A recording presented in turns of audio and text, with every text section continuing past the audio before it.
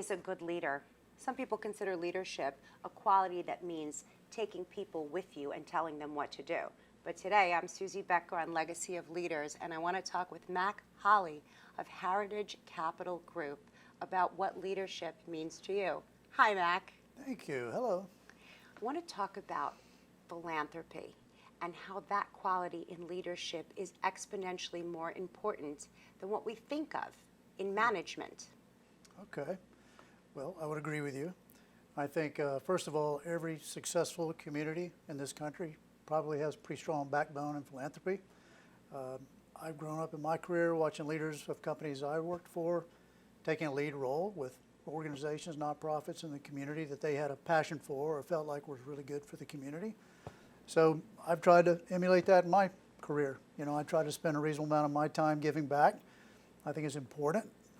It's a very rewarding feeling to me to see value that I can give just through sort of time, talent, and somewhat treasure to give back to organizations. That's such an important point that you make. Most of the time, people think of the treasure portion, but you and your company have gone to the next level, and you've committed an exorbitant amount to commit to time and talent in addition to treasure. Can you talk a little bit about that?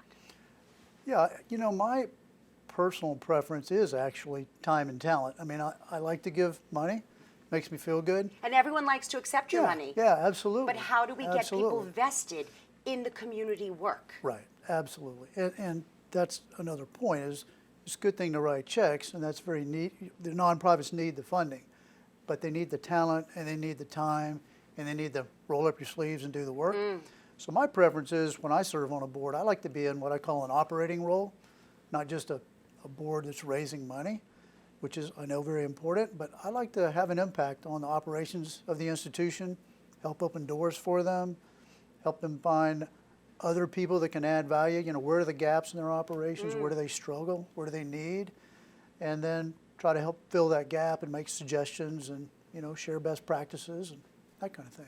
That's unbelievable. A lot of times foundations will take that large amount of capital and they talk about the compound interest, and that's all they're working with. Right. But in your case, you're taking the capital and you're handing it out to nonprofits here in our community. What prompts you to make such a grand gesture, and do you feel like this is going to influence and inspire other C-level executives to do the same? Well, I hope that it will. I'm by far not the most important leader in this community leading the charge. But I do believe, you know, I hear people say all the time, oh, I don't have time to do that. I would love to, but I don't have time to really get engaged. I'd rather just, you know, write a check. And I understand that, and obviously windows open and close with your time commitments. We're all busy. But I truly believe if an individual wants the community to be better and a community that they are happy to raise their family in, they need to find the time. You know, we all have the same 24 hours a day. We all have to eat and sleep and work. But just carving out an hour or two a week, I think, is reasonable. It doesn't have to all be, you know, every week. But I think you've got to make that time. You've got to find a way to give back and help. Whatever your passion is. Everybody has a different nonprofit they want to support. They're all very worthy. But pick the ones you really have a passion for and give back. Something that I want to share is that in the past, I've discovered that people don't give necessarily to the cause. They give because they care about you and what you care about. So what you just said was really important. The passion and purpose that you feel is going to inspire the people around you to become engaged. Do you have any suggestions to people who perhaps feel nervous about asking and then getting a no? Well, first of all, I'd be surprised if they get a no. You know, they may get a no for the exact role they want to play, but there's always a need, and I don't think any organization is going to turn away someone that really wants to help, you know, whether it's financially or in person.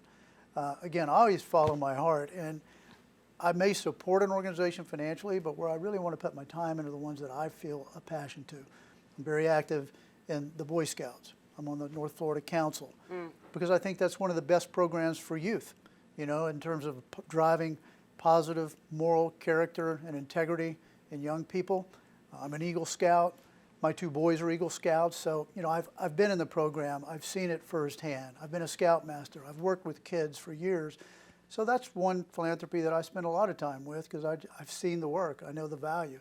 I'm a big proponent of education, so I served some time with the University of North Florida. I think that's a tremendous asset here in our Jacksonville community. The university gives back in so many ways, such a resource for the community. Recently joined Baptist Health Beaches Board. I've been involved in healthcare. I was on the Baptist Foundation Board for a while, another very important organization to this community, but they need a lot of help. They need a lot of assistance day by day. Their number one mission is giving back to the community, supporting to the community, support to the community. So maybe a long-winded answer there, sorry about that, but I think people just need to have the courage to call the organization they're interested in, speak to the executive director or whatever officer they speak to and say, you want to carve some time to give back, or love to come meet with them and talk about what their needs are. That's such an excellent suggestion. The other thing is that when I find that I care about a non-for-profit and I go to raise funds on behalf of that nonprofit, the idea that I might be told no is okay because I will keep asking, and with every no I become a little bit braver. Have you found that because you're an Eagle Scout and a Boy Scout and affiliated with these organizations, loyalty and commitment is built in to that model? Did that help you to make those first asks, to be brave enough to say, hey, would you go in with me on this important endeavor? Sure. Well, I would say even being in business, salespeople are used to hearing the word no, right? You're always trying to sell your service, sell your product, whatever it may be. You have to understand when you hear no, you learn how to navigate around that. Maybe the timing's not right. Maybe the product's not right, exactly. But maybe your pitch isn't right pitch yet. could not be right, exactly. So it's all about timing. And you take the first no, you appreciate the offer, give it 6 months, go back and ask again. Find another approach, find another pitch, another way in. And it's no different than business, really. If you're trying to sell a service, sell a product, you got to meet the needs of the customer, right? You got to figure it out. What is the needs of the donor? What are their passions? Where do they want their money to go to support? Maybe you made the wrong ask for the money. Maybe it needs to be dedicated to a different use that would strike their passion. Right, Mac, your tenacity in business is only amplified by your tenacity in giving back to our community. So what keeps you up at night? Where do your concerns lie? If you had to pick the way that we can impact our community, the culture, the values, the global citizenship that can take us to the next level and create this landscape that we call home to be the best that it can be, what is it that you would target first?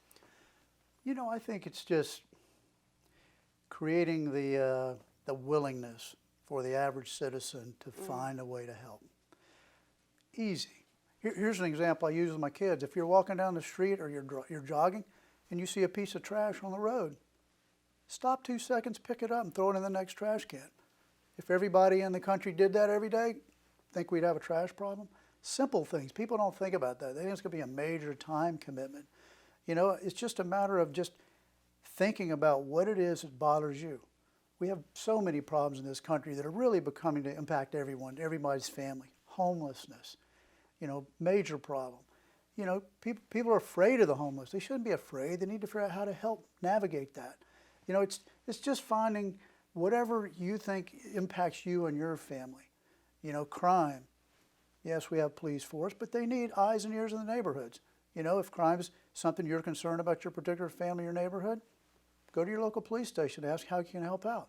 There's so many little things people can do that make a huge difference in the long run if they don't want to make a big commitment to be on a board or be on a committee or something. So many just little everyday items to help people out, And the Boy Scouts, we talk about do a good turn daily, kind of the golden rule theory, if you will. If everybody took that and just did one little good thing every day, what a better place it'd be. Well, thank you for sharing.